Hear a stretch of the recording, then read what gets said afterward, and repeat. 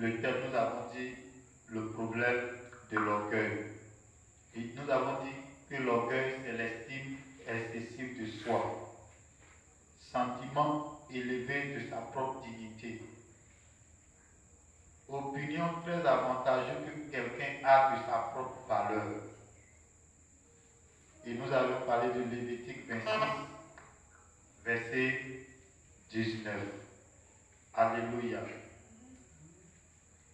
Lorsque nous prenons également Deutéronome 8, 14, il dit si quelqu'un refuse par orgueil d'écouter le prêtre qui se tient là au service de l'Éternel votre Dieu, ou le juge, cet homme sera puni de mort. Vous ferez disparaître ainsi le mal du milieu d'Israël. Alléluia. Donc l'orgueil est une chose qui est subtile. Quand l'orgueil arrive, tu ne sais pas que l'orgueil est là.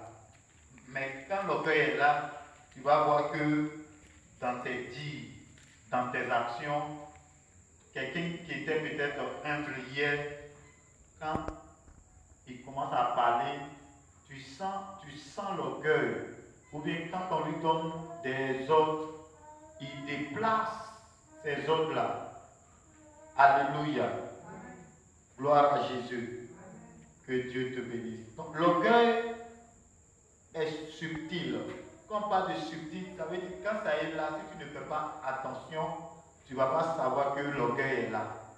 Ça veut dire que quand ça vient doucement et ça vient s'établir dans ton cœur, dans ta vie. Et aujourd'hui, nous remarquons que beaucoup d'enfants de Dieu dans les églises sont orgueilleux. Pourquoi? Parce qu'ils prennent Dieu pour acquis.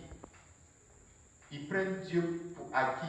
Quand hier il était nouveau chrétien ou quand il était nouvelle chrétienne, elle était déterminée, elle obéissait aux ordres, il obéissait aux ordres de Dieu, il venait à l'heure au culte, il venait à l'heure au culte.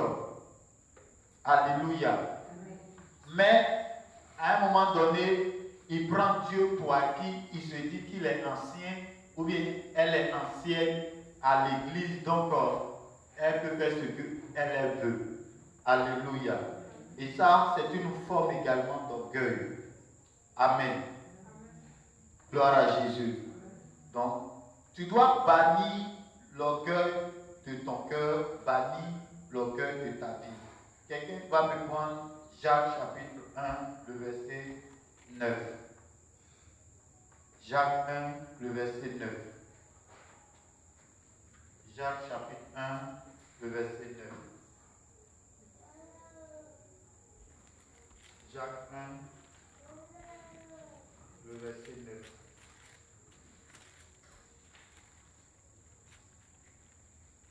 La Bible nous dit que le frère de condition humble se glorifie de son élévation. Quand une personne est humble, cette personne-là fait la volonté de Dieu. Elle ne cherche pas à s'élever, elle ne cherche pas à apparaître, à se montrer ou à se comparer aux autres. La Bible dit que cette personne-là est en train de tendre vers l'élévation. Parce qu'une personne qui est humble va connaître l'élévation. Et pendant que je suis en train de te parler, il faut commencer à voir présentement dans ton cœur quels sont les comportements que tu manifestes, quelles sont les idées que tu manifestes, quelles sont les pensées que tu manifestes. Ne sont-ils pas des pensées orgueilleuses? Ne sont-ils pas des comportements orgueilleux? Alléluia. Gloire à Jésus. Amen. Une autre forme de l'orgueil, nous allons voir dans le même livre de Jacques 1, le verset 16. La Bible dit, ne vous y trompez pas, mes frères bien-aimés. Toute grâce excellente et tout don parfait descend d'en haut, du Père des Lumières, sur lequel il n'y a ni changement ni onde de variation. Il nous a engendrés selon sa volonté par la parole de vérité, afin que nous soyons en quelque sorte les prémices de ses créatures. Sachez-le, mes frères, bien-aimés, je suis au verset 19, ainsi que tout homme soit prompt à écouter, lent à parler, lent à se mettre en colère. Donc, vous voyez, ici Jacques est en train de nous dire que tout homme parfait vient de Dieu. Et ce que Dieu désire, c'est que chacun soit prompt à écouter. Bon, quand une personne est orgueilleuse, elle se dit qu'elle n'a rien à apprendre. Elle n'a pas à écouter son supérieur. Elle n'a pas à écouter son frère ou sa soeur. Pendant qu'une personne est orgueilleuse, vous allez voir, lorsque tu lui donnes des conseils, la personne va bafouer ces conseils-là. Lorsque tu lui donnes des orientations, la personne va bafouer ses orientations. Et si ces gens de Dieu commencent à se passer dans ta vie, commencent à te repentir rapidement, sinon que tu es sur le point d'être détruit. Alléluia. La Bible nous dit que dans le livre d'Ésaïe, chapitre 14, la Bible nous dit qu'un jour, Dieu va établir Lucifer comme chef de l'adoration. Et à un moment donné, la Bible dit que dans le cœur de Lucifer, il se voyait tellement important, il se voyait tellement au-dessus, il se voyait tellement qu'il avait de l'importance qu'il a décidé dans son cœur de prendre la place de Dieu. Alléluia. C'est pourquoi ce soir, je suis en train de te dire, quand tu viens dans la maison de Dieu, si l'homme de Dieu t'a positionné, t'a donné une position, une place, il ne faut pas penser que c'est un acquis. Au début, quand on te donne une place, tu viens, tu obéis, tu fais les choses et tu es déterminé. Mais à un moment donné, tu commences à refroidir. Quand on te reprend, tu te mets en colère. Parce que, voici, Jacques nous dit que tu ne dois pas te mettre en colère lorsque on te reprend. Lorsque ton supérieur est en train de te dire ce que tu as fait, tu as mal fait, et que tu commences à te mettre en colère, bien aimé, la Bible dit que tu es sous le point d'être détruit. Parce que Dieu n'aime pas l'orgueil.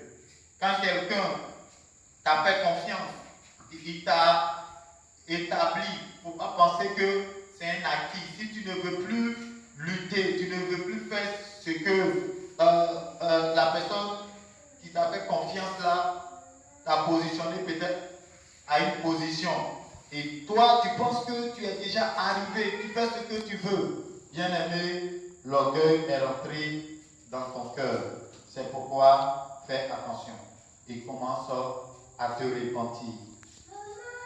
Alléluia. Gloire à Jésus.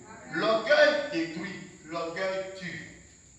L'orgueil peut t'amener même à perdre tout ce que Dieu t'a donné.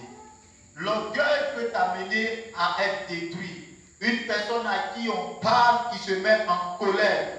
Parce que quand on lit ici, il dit, sachez-le mes frères bien-aimés, ainsi que tout homme soit prompt à écouter, lent à parler. Pendant qu'on est en train de te donner des directives, c'est toi qui parles, tu n'écoutes pas, mais tu parles. Bon, si tu n'écoutes pas que tu parles, à quel moment tu vas entendre les directives qu'on est en train de te donner? Alléluia. Et quand on poursuit, il dit, prompt à écouter, lent à parler. Parce qu'une personne qui n'est pas prompte à écouter et qui n'est pas lent à parler, bien aimé, celui qui t'a fait confiance, tu vas commencer à l'offenser. Aujourd'hui, je suis en train de vous parler plusieurs enfants de Dieu dans des églises que les hommes de Dieu ont eu confiance en eux, ils les ont positionnés. Au lieu de remercier les hommes de Dieu, ces personnes-là se lèvent contre les hommes de Dieu, ces personnes-là se lèvent pour attaquer les hommes de Dieu. Et quand c'est comme ça, c'est qu'ils sont devenus orgueilleux et rebelles. Parce qu'une personne qui est rebelle sera détruite subitement. Alléluia. Et c'est eux qui pensent qu'ils maîtrisent la parole, ils maîtrisent la Bible, ils connaissent des choses. Bien aimé, si tu commences à faire ça, c'est que tu es en danger. Durant ce témoignage, j'étais allé quelque part dans une famille avec certains jeunes et pendant que j'étais parti avec ces jeunes, pendant que j'étais en train de parler, de donner des directives, il y a un qui se lève là-bas, il se dit que lui, il connaît la parole, lui, il connaît ceci, cela. Bien aimé, quand tu te lèves et que tu essaies de contredire celui qui est en train de te parler, celui qui t'a mis, par exemple, dans son staff, ou bien dans son amitié, pendant que la personne est supérieure à toi, que ce soit au niveau spirituel, que ce soit au niveau de l'âge, que ce soit au niveau de l'intelligence ou de la sagesse, que tu te lèves, tu commences à dire que tu veux le contredire, bien aimé, c'est pas bon. C'est pas bon. Parce que pendant que cette personne est en train de parler, tu ne sais pas à ce moment-là quelle est la pensée, quelles sont ses intentions, quelle est l'inspiration que l'Esprit de Dieu lui a donnée. Amen. Parce que chaque problème ne se résout pas de la même manière. Amen. Et ce dernier, il a fait tout ce qu'il voulait faire et par la suite, vous voyez, par la suite, moi, je me suis retiré. Quand je me suis retiré, pour finir, ce n'était pas bon pour lui. Parce qu'il y a des choses qui se sont passées dans sa vie qui n'avaient jamais pensé à ça. Alléluia. Que Dieu te bénisse. Que la grâce de Dieu soit avec toi. Nous allons voir un homme qui a manifesté l'orgueil. Tu vas prendre ta Bible dans le livre de 2 Chroniques. 2 Chroniques 2, le verset 2 Chroniques 26, pardon, 2 Chroniques 26, le verset 16. 2 Chroniques 26, verset 16. La Bible dit, l'orgueil est la faute d'Ozias, mais lorsqu'il fut devenu puissant, son cœur se gonfla d'orgueil, ce qui entraîna sa perte. Il fut rebelle à l'Éternel son Dieu, car il pénétra dans son temple pour offrir des parfums sur l'autel des parfums. Alléluia. Dans cette église, je peux te donner un poste. Le poste que je te donne, tu dois t'arranger à être à ton poste. Il ne faut pas prendre ça comme acquis. Parce qu'avant que toi tu n'arrives, il y avait d'autres qui étaient là et qui pensaient qu'ils étaient des intouchables. Et aujourd'hui, je te parle, ils ne sont plus là. Parce que quand tu es orgueilleux, tu es rebelle, tu ne veux pas écouter ce qu'on te dit de faire, on va te faire descendre. Et quand on te fera descendre, tu comprendras que tu n'étais rien. Donc la Bible nous dit que Ozias était un roi. Pendant qu'il était petit, la Bible nous dit qu'il était humble, au point où Dieu va l'élever. Mais quand Dieu l'a élevé, la Bible dit que son cœur se gonfla. L'orgueil est entré dans son cœur et il est devenu rebelle. Et lorsqu'il est devenu rebelle, la Bible dit qu'il est rentré même dans le temple pour offrir les parfums. Or, ce n'était pas à lui d'offrir les parfums. Alléluia. C'était au sacrificateur d'offrir les parfums. Et la Bible dit que c'est la même erreur que Saül a fait. Alléluia. Donc, quand quelqu'un devient orgueilleux, ça chute. Si tu deviens orgueilleux, ça veut dire que quand on te parle, tu deviens rebelle. Quand on te parle, tu murmures, tu te plains. Amen.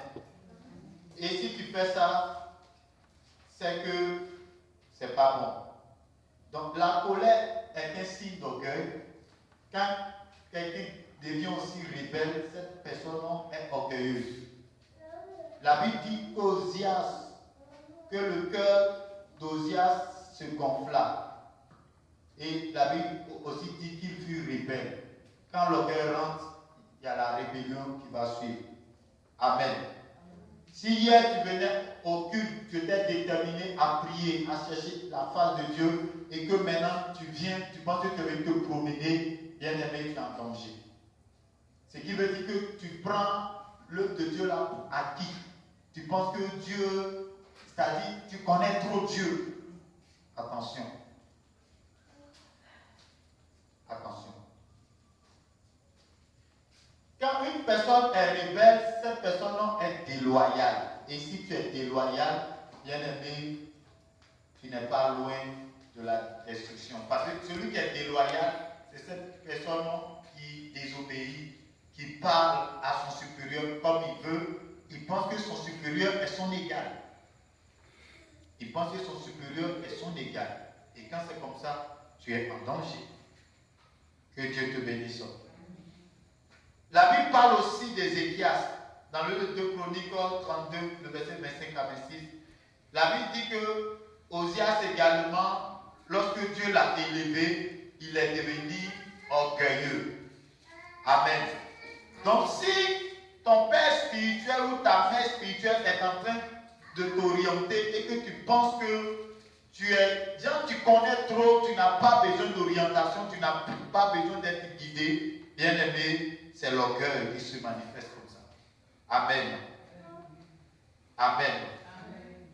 Parce que quand, par exemple, un homme de Dieu te prend, il va t'aider, il va prier pour toi, il va faire tout, il va même te faire, même peut-être monter à son niveau, tu vas commencer à bénéficier des privilèges qu'il a. Bien aimé, au contraire, tu dois être reconnaissant et puis lui dire merci à chaque fois. Sinon, si tu commences à te comparer à lui, tu dis, bon, la manière dont il a prêché là, si c'était moi, j'allais prêcher ça comme ça. Ce qu'il a fait là, moi, mais je pouvais faire ça. Tu n'es pas loin de la destruction. Ou bien, si ton frère, ta soeur est en train de peut-être de diriger, ou bien de chanter, ou bien de faire quelque chose, tu dis non, que si c'était moi, je pouvais faire ça comme ça. Bien aimé, si on te met là, tu ne pourras rien faire. Est-ce que tu comprends? Si on te met là, tu ne pourras rien faire. Souvent, les gens voient les hommes de Dieu qui sont devant, ils pensent que c'est facile. Ou ils voient des chants où les gens de service